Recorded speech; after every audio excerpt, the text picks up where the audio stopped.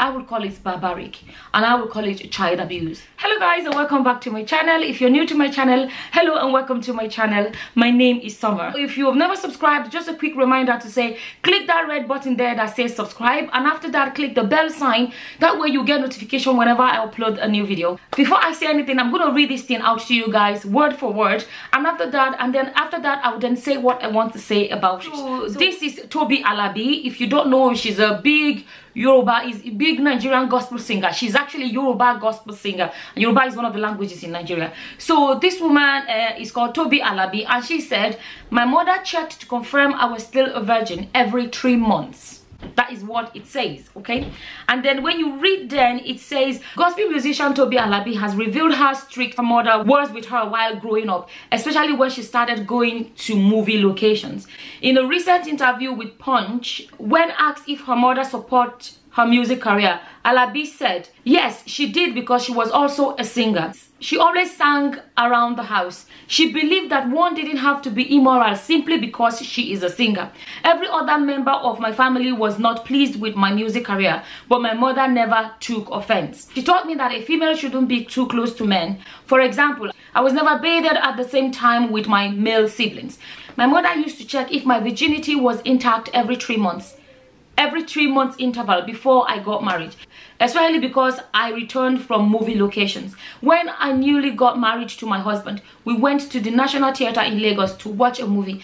When they saw my husband, they congratulated him and told him that he had chosen a good and exemplary wife. That made my husband quite happy. My mom was very strict and she never spared the rod. She also showed me a lot of motherly love.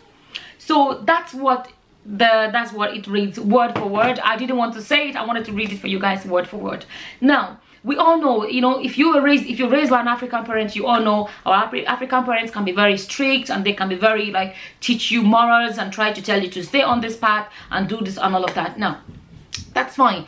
Her mother, you know, some people are saying they think she's lying, you know. Now, some people left comments and said, you know, when somebody actually shared this link on Facebook, and some people are like, oh, she's lying. I won't be surprised if that's true, because our African parents have this thing about morals and everything, and you know, all of that. Where I have an issue, you know, where I have an issue, not with her or with her mother. Don't forget that what a lot of our mothers do are things that were passed down to them, and they won't do, you know, the mother before that and the mother before that. These are the things that have been passed down from generations or whatever. How is this actually done? Like, how is this done?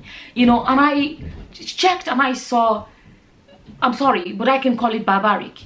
I would call it barbaric, and I would call it child abuse. If you try that in Europe or you try it in America, you will be in trouble for child abuse. That is it. I know somebody's going to say, oh, we don't have to do everything like the West. You don't have to do...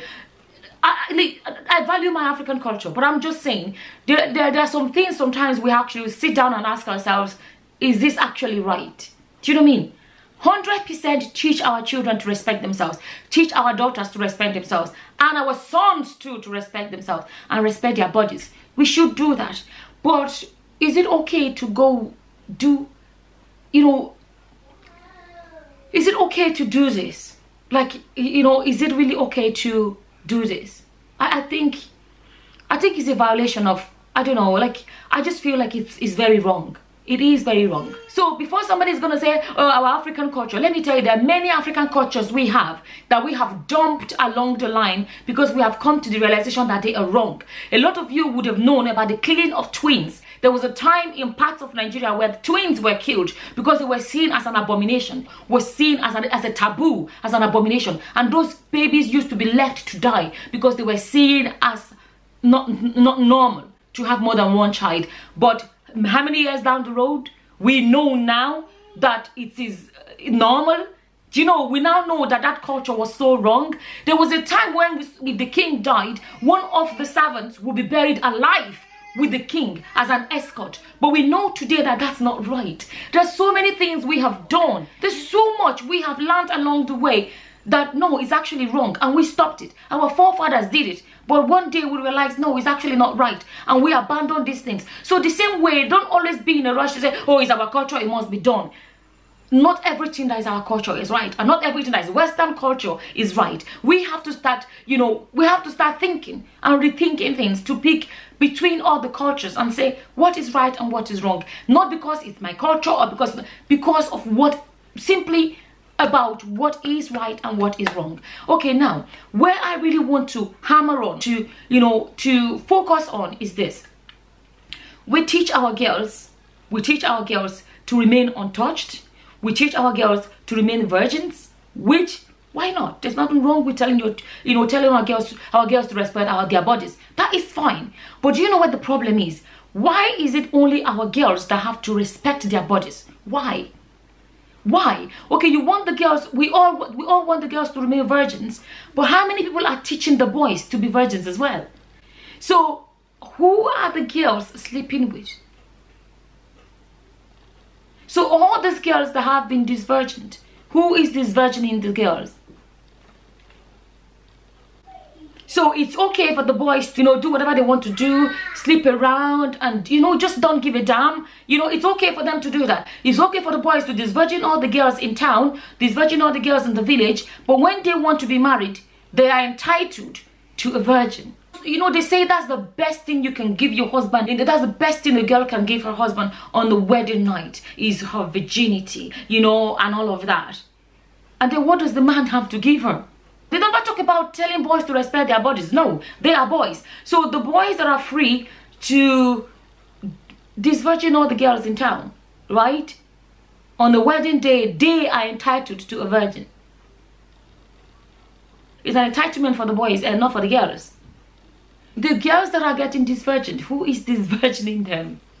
Why do we have to have a different standard for different people? When I make posts like this on Facebook, what I always get from people is like, you can't be comparing the man and the woman. A man is this and a woman is less. You know, I won't even go there. A woman is less than a man. The man is the king. The man is the da. The man is the da. I'm not even going to go there because I have seen the most ridiculous arguments. But what I want to say is this. So it's okay for the boy to have no respect for his body and disvirgin all the girls in town, and then on the wedding night he is entitled to a virgin. So it's okay for the wedding night the girl to present him with her virginity. He doesn't have his own virginity in return. It's only him that's entitled to one.